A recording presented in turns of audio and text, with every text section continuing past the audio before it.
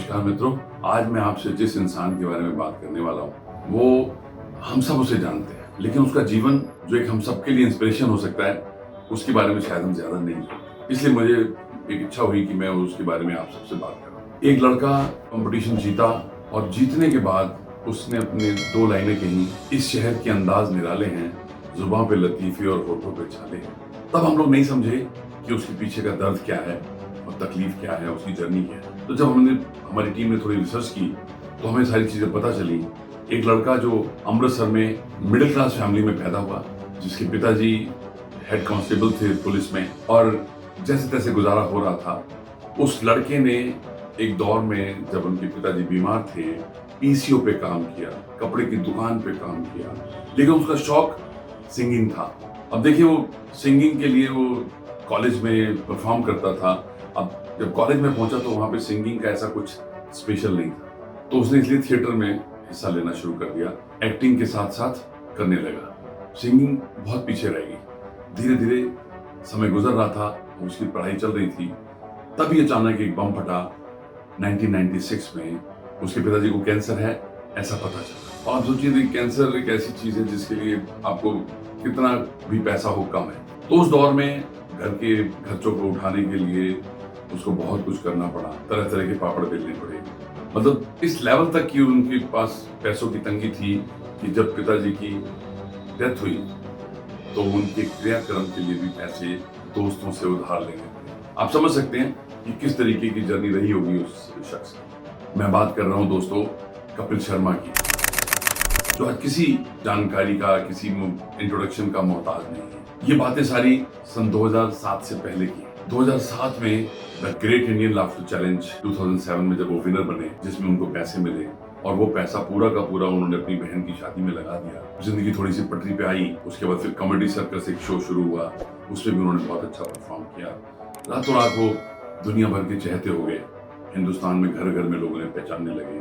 और कुछ समय के बाद सन 2013 में कॉमेडी नाइट्स विद कपिल शुरू हुआ, जो उनका शो था, और उसने तो सारी सफलताओं के, टीआरपी के सारे रिकॉर्ड तोड़ दिए। 2015 में उन्हें फिल्म भी मिल गई, फिल्म भी करी उन्होंने। उसी समय उनका अपने एक को स्टार सुनील ग्रोवर थे, जिसको गुत्थी कहते हैं, उनसे कुछ अनबन हुई। मैं इस मामले में नहीं पढ़ना चाहता कि अनबन क्यों हुई, किस लिए हुई, कैसे हुई।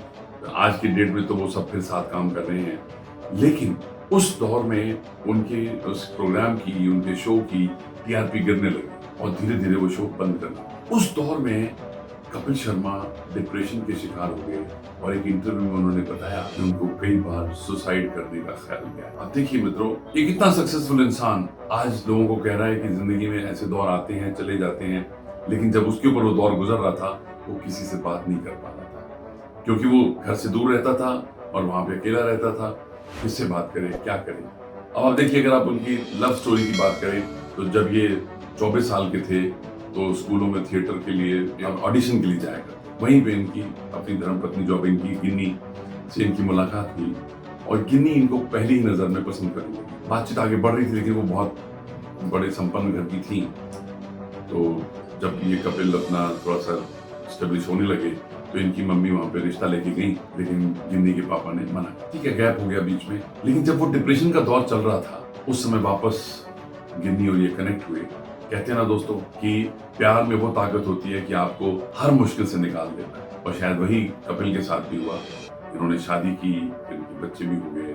और इस पूरे खेल के अंदर एक जरा और बहुत इंपॉर्टेंट है, जो चंदन प्रभाकर, जिसको हम चंदू चाय वाला के नाम से भी जानते हैं, ये इनका कॉलेज के समय का दोस्त है, स्कूल टाइम का दोस्त है। जब ये अमृतसर में ऑडिशन में लाफ्टर चैलेंज के रिजेक्ट हो गए, उसने ही इनको जबरदस्ती दिल्ली भेजा, क्योंकि दिल्ली में भी ऑडिशन होने थे उसके बाद, और ये दिल्ली में सेलेक्ट हुए और वहीं से इनकी जर्नी शुरू हुई। तो मेरा ख्याल है कि जब कभी आदमी का टफ टाइम होता है, उसमें दोस्त और प्यार, ये दो चीजें बहुत काम आती हैं। और मुझे लगता है कि कपिल की जो जिंदगी है वो इस बात की टेस्टिमनी है कि आपके साथ जिंदगी में अच्छे दोस्त और अच्छा प्यार अगर हो तो आप हर दौर से निकल सकते हैं। तो मैं ये कहना चाह रहा हूं कि कपिल शर्मा जैसा सक्सेसफुल इंसान भी जिंदगी में अप्स एंड डाउन से बच नहीं सका।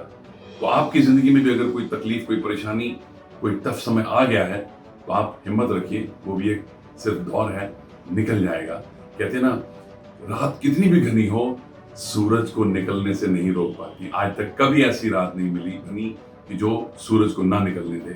तो मेरा सिर्फ आप सबके लिए इस बात को बताने का मकसद सिर्फ इतना है कि जिंदगी में पॉजिटिव रहें, अपने पे विश्वास करें और कुछ ना कुछ अच्छा जरूर होगा। एफर्ट्स ना छोड़ें। Thank you very much.